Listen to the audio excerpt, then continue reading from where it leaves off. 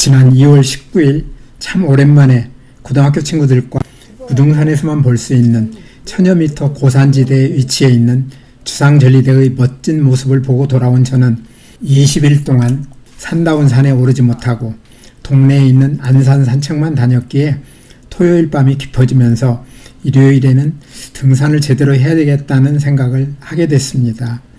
안내산악회의 일요일 일정을 살펴보던 제 눈에 띄는 곳이 연인산과 명지산을 함께 오르는 일정이었습니다. 밤 11시쯤 저는 빈자리를 찾아 예약을 하고 배낭을 꾸린 다음날 멋진 산행을 기대하며 잠자리에 들었습니다. 6시 50분에 양재역을 떠난 안내산악회 버스는 경춘고속도로와 경춘국도를 달려 가평을 지난 다음 9시 10분 전에 백둔리에 있는 연인산 주차장에 도착했습니다. 연인산 산행은 도로가 끝나는 연인산 제1주차장에서 시작되기 때문에 연인산 주차장에서 내린 우리는 좁은 도로를 따라 1.5km를 더 걸어 올라가야 했습니다. 승용차는 이 도로를 따라 연인산 제1주차장까지 올라갈 수 있는데 연인산 제1주차장은 승용차만 주차가 가능하기 때문에 버스와 같은 큰 차를 타고 가는 사람들은 별 재미없는 포장도로를 20여 분을 더 걷는 수고를 해야 합니다. 주차장을 지나 산에 들어서니 바로 눈길이 우리를 반갑게 맞아줍니다. 추운 날씨는 아니었지만 이번 겨울 들어 꽤 많은 눈이 내린 때문인지 볕이 잘 드는 일부를 제외하고는 최근에 내린 눈은 아직 녹지 않은 곳이 많았습니다. 길은 오르막 경사가 가파르지 않은 평범한 길로 시작되었습니다. 저는 연인산이 초행길인데 블랙야크에서는 100대 명산으로 지정하였으며 남한산성 수리산과 함께 경기도 3개 도립공원 가운데 하나라고 합니다. 높이가 1068m로 경기도에서는 제법 높은 산으로 명지산과 더불어 겨울철에 상고대를 볼 수 있는 경기도의 몇 안 되는 산이라고 합니다. 올라가는 길에 소망철쭉터널이라는 안내판이 나오는데 연인산 능선 가운데 하나인 소망능선에는 100년 이상 된 철쭉터널이 햇살 사이로 분홍빛 자태를 뽐내며 등산객들의 마음을 사로잡는다고 설명하고 있습니다. 월간 산에서는 연인산과 서리산, 제암산, 안양산, 황매산을 철쭉 5선으로 소개한 바 있는데 연인산은 철쭉제를 열면서 인지도가 높아졌다고 합니다. 연인산은 이름이 예사롭지 않은데 저도 어디에서 온 이름인지 궁금해서 찾아보니 사랑하는 사람을 뜻하는 연인에서 가져왔고 1999년에야 공식적으로 지어진 이름이라 합니다.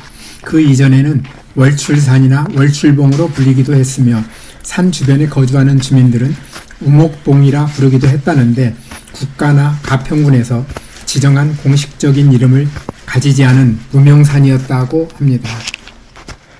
그러다가 1999년 3월 가평군 지명위원회에서 국민 공모를 통해 산을 찾는 모든 사람들이 옛날 이곳을 사랑을 나누었던 남녀의 이야기처럼 사랑이 이루어지는 곳이라는 의미를 담아 연인산으로 확정하였고 2017년 3월에는 국가지명위원회에서 연인산이라는 지명을 공식적으로 확정했다고 하며 능선과 봉우리에도 소망능선, 장수능선, 우정봉과 같은 새로운 이름을 붙였다고 합니다.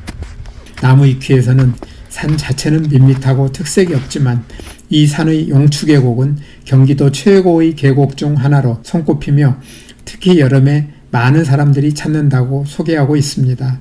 저는 몇 년 전 친구와 함께 명지산에 올랐다가 바로 아래에 있는 연인산에 대해 한번 가볼 만한 산이라고 간단히 설명을 들은 기억이 있습니다.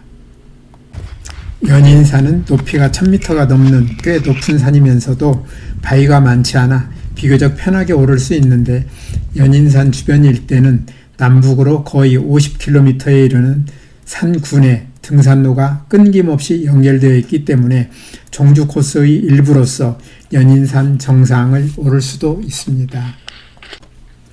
그 중에서도 연인산과 명지산을 한 번에 종주하는 코스는 산행거리가 17, 8km로 산을 좋아하는 사람들에게는 인기가 있는지 저는 이 길을 걷는 동안 중간중간에 꽤 많은 사람들을 만날 수 있었습니다. 이처럼 두 산을 함께 오를 때는 산행거리가 비교적 짧은 소망능선으로 올라가게 되는데 정상이 가까워지자 오르막 경사가 상당히 가팔라졌습니다. 거기다 가파른 오르막길이 온통 눈길이어서 미끄러질 때가 많아 한 걸음 한 걸음에 집중하다 보니 체력 소모가 많았습니다. 그래서였을까요? 연인산 정상을 200m 남겨둔 곳에서 벤치를 만나자 반가운 마음에 그날 처음으로 벤치에 앉아 물을 마시며 잠시 쌓인 피로를 풀고 다시 일어나 주차장을 떠난 뒤 2시간이 조금 더 지난 11시에 연인산 정상에 도착했습니다. 연인산 정상에 도착하자 연인산 표지석이 눈에 들어왔고 표지석 바로 아래에 있는 돌에 새겨진 사랑과 소망이 이루어지는 곳이라는 문구가 보였습니다. 이곳에는 연인들이 이 산에 와서 사랑과 소원을 빌면 그대로 이루어진다는 이야기가 지금도 전해진다고 합니다. 연인산 정상은 웅장하거나 기이하게 생긴 바위들이 별로 보이지 않아서 그 자체가 멋진 경치를 보여주지는 않지만 주변이 온통 명지산을 비롯한 많은 산들로 둘러싸여 있어 훌륭한 경치를 즐길 수 있어 좋았고 정상 부분에 꽤 넓은 공간이 펼쳐져 있어 산을 찾아온 사람들이 편히 쉬면서 사랑과 소망이 이루어진다는 기대감을 가질 수 있다는 사실도 좋아 보였습니다. 연인산에는 길수라는 청년과 소정이라는 처녀의 사랑 이야기가 전해지기도 하지만 이 산은 근래 화전민들의 애환을 간직한 곳이라고도 합니다. 가평군 북부의 산지는 경사도가 20도 안팎으로 높지 않고 산자락에 돌과 바위가 많지 않으며 풀이나 나뭇잎이 썩어서 만들어진 부엽토가 많아 토양이 비옥해서 경작지로 활용하기 좋았기 때문에 화전민들이 오래전부터 정착해 살았다고 합니다. 화전민들이 본격적으로 연인산 일대에 정착하기 시작한 시기는 6.25 전쟁 중의 일사후퇴 이후이며 1960년대에는 연인산의 산자락에 300가구 이상의 화전민이 살았다고 합니다. 연인산에서 주변의 멋진 경치를 둘러본 저는 5.9km 북쪽에 있는 명지산을 향해 출발했습니다. 능선을 따라 2.5km를 걸어 아제비 고개까지 260m 높이를 내려갔다가 그곳에서 명지산까지 다시 올라가야 하는데 능선은 비교적 가파르지 않았지만 길에는 눈이 많아 무릎 가까이까지 빠지는 곳이 많았습니다.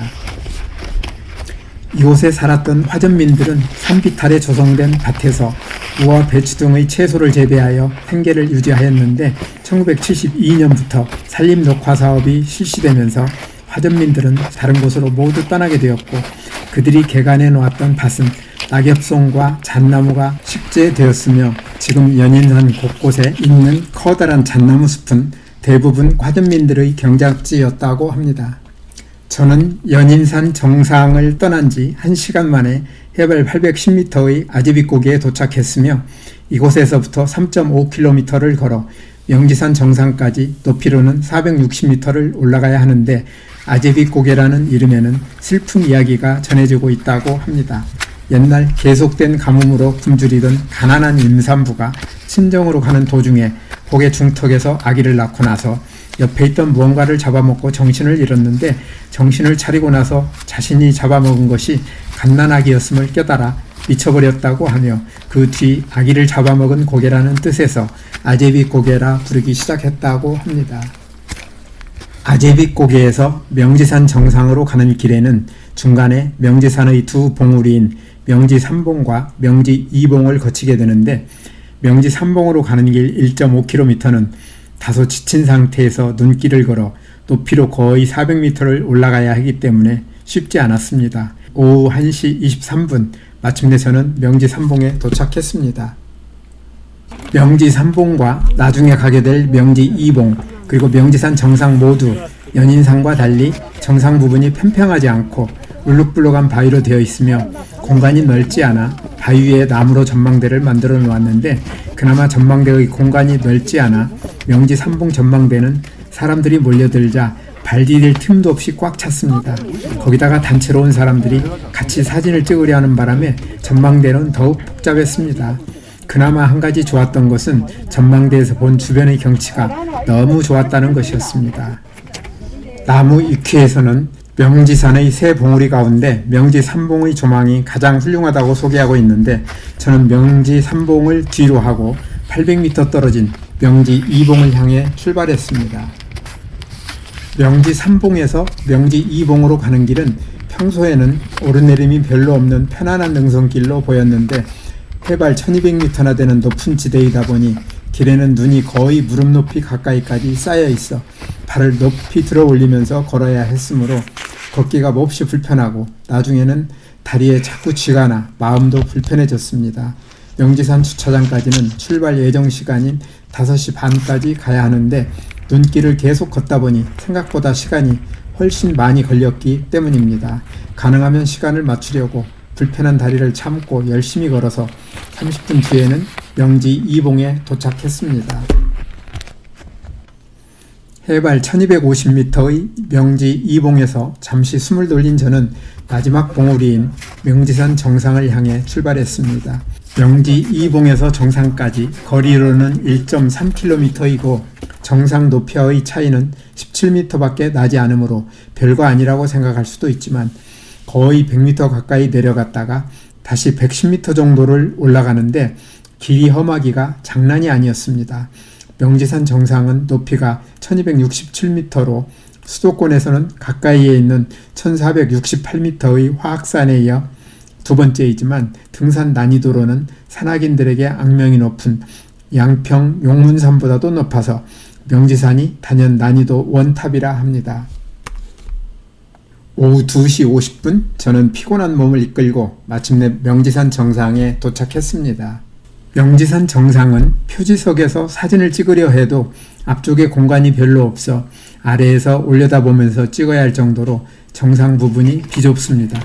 평소에 기념사진을 찍는 것을 별로 좋아하지 않는 저였지만 그날은 피로를 참으면서 올라간 영향도 있어 특별히 부탁해서 오랜만에 기념사진도 찍었습니다. 그날의 마지막 목적지까지 올라간 만큼 마음도 흐뭇했고 정상에서의 주변 전망은 어디에다 비교해도 뒤지지 않을 만큼 훌륭해서 이제 내려가기만 하면 되겠다는 생각에 편한 마음으로 내리막길을 재촉했습니다.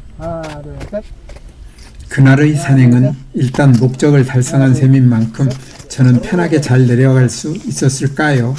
그런데 안타깝지만 그러지 못했습니다. 명지산은 이름만 명지산인 것은 아니었거든요. 디지털 가평 문화대전에 따르면 명지산은 맹주산이라 불리기도 하였다는데, 이는 산세가 마치 주위 산들의 우두머리와 같다고 하여 붙여진 이름이라 전해진다고 하며, 나중에 맹주산이 지금의 명지산으로 변한 것으로 추정한다고 합니다. 눈과 얼음이 섞여 있는 가파른 내리막길을 내려가는 것은 그날의 산행에서 가장 어려웠습니다. 여기에서 한 가지 죄송한 말씀을 드려야 할 것 같은데요. 지금 보여드리는 영상은 가장 어려운 구간을 지난 다음 비교적 쉬운 구간에서 찍은 것입니다. 어려운 구간에서는 도저히 동영상을 찍을 엄두가 나지 않았거든요. 5시 반까지 시간으로는 2시간 반이 남아 있었고 거리는 6km였으므로 정해진 시간까지 내려가는 것은 불가능한 일은 아니었는데, 마음이 불편해서 빨리 내려가고는 싶은데 내리막길이 워낙 미끄러우니 힘 빠진 다리로 버티며 내려가기가 여간 어렵지 않았습니다. 언제 주차장에 도착하려나 생각하면서 한참 가다 보니 멀리 계곡을 가로지르는 예쁜 출렁다리가 눈에 들어왔습니다. 반가운 마음에 발걸음이 조금 가벼워졌습니다. 명지산 출렁다리는 2023년 11월에 개통이 되었다는데 하늘다리와 구름다리 두 개가 있습니다. 위에 있는 하늘다리에서는 명지폭포 물줄기를 한눈에 볼 수 있는 것으로 소개하고 있는데, 눈과 얼음으로 덮여있는 계곡에 물이 조금씩 흐르는 것이 전부여서 어디가 폭포인지도 알아보기 어려웠습니다. 출렁다리를 지난 다음에는 길이 깔끔하게 포장이 되어 있어 내려오는데 별 어려움은 없었는데, 다리에 힘을 주고 많이 걸어서인지 발바닥은 편하지 않았습니다.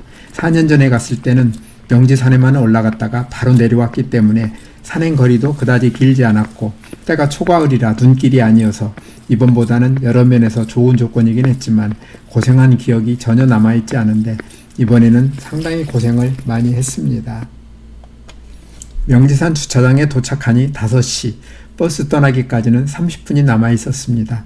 연인산과 명지산 종주 산행은 이렇게 마무리되었습니다. 램블러는 8시간 3분 동안 17.7km를 걸었으며 평균 속도는 2.4km임을 보여주고 있었고, 그날 하루 동안 걸음수는 41,500보였습니다.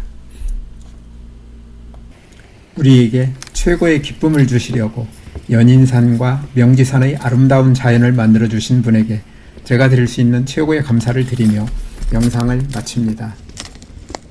오늘도 끝까지 영상을 시청해 주셔서 대단히 감사합니다. 다음에 더 멋진 영상으로 찾아뵙겠습니다.